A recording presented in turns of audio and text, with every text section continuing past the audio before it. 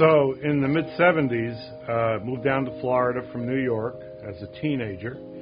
And the first group of guys I became friendly with, most of them were older than I was at the time. And so before you know it, I started learning how to smoke at the age of 16.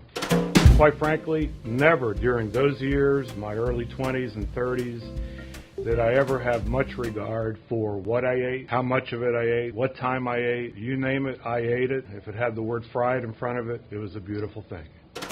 My previous career before I came to work for the city, I was in the energy business, in a middle management job. So travel and windshield time was a big part of my life.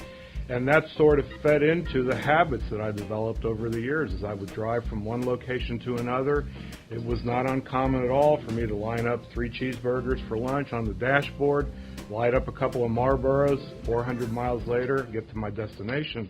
Didn't pay a lot of attention to what I was doing to my body and the cumulative effect that would surface at a later point in my life. Well, quite frankly, I was the unique case that didn't have any lingering symptoms that you hear about. You know, shortness of breath, slowing down, tired, tingling in the arm. I didn't have any of that up until this one event in 2011. Well, I actually finished up spending 3 or 4 days trying to figure out whether I had a real severe case of heartburn or something else that was going on. I drove myself over to Brandon Regional Hospital. They started running a bunch of tests on me immediately.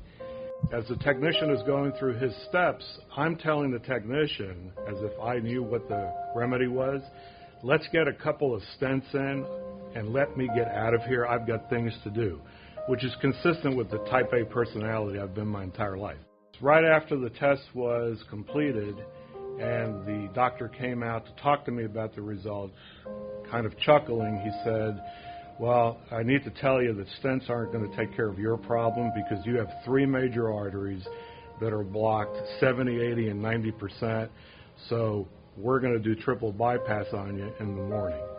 And that's when the realization finally caught up with me that I had some serious issues that needed some attention.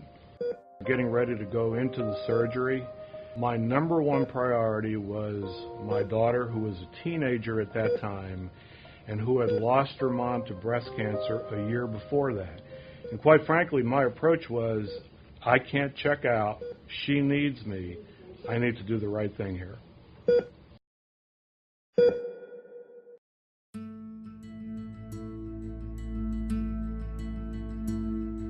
When you're told that 3 major arteries are blocked, you're a walking time bomb, and you can make an argument that I shouldn't be here today to be able to tell this story. I'm born again.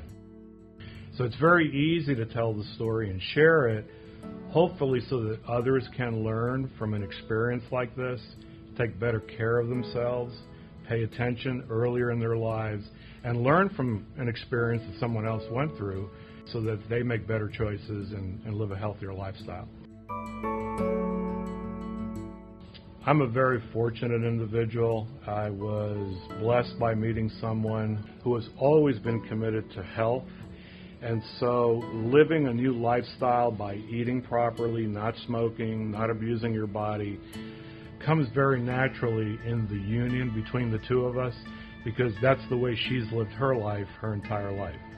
I guess what I would say to every viewer is pay attention to your numbers, pay attention to the symbols, start early, don't wait until you have a lot of miles on the car to start worrying about PM.